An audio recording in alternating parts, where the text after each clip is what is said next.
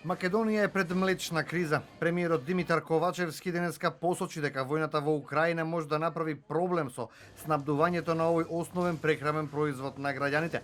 Проблемот не е само кај нас, туку недостаток на млеко има во неколку делови од светот. Вели Ковачевски додава дека недостапноста на суровините од Украина и Русија си го сториле своето. Утре владата ќе решава што ќе превземе во однос на можните недостатоци на млеко во земјава.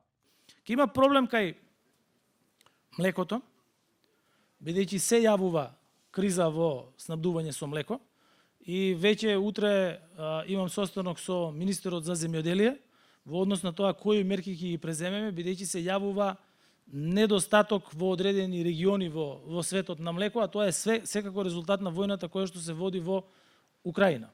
ТВ24 контактираше неколку фарми со крави кои произведуваат млеко. Дел од нив потенцираа дека редовно секоја година се случува неколку месечен пат на производството и се прави веднаш паника во јавноста, но потоа состојбата се решава и следниот период има дури и вишоци на количините на млеко. Други пак вела дека бизнисот со производството на млеко е се понеисплатливо и се почесто сточарите ги продаваат кравите и ги затвораат фармите. Ја контактиравме и Федерацијата на фармери, откаде ни изјавија дека се запознаени со овој проблем, бидејќи сточниот фонд со години се намалува.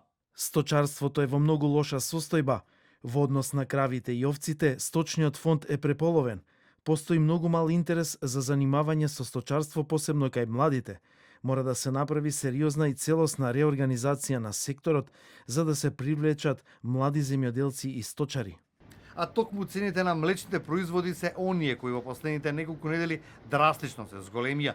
Со месеци веќе податоците на Државниот завод за статистика покажуваат дека токму млекото и срењето се поскапи на годишно ниво за околу 15%.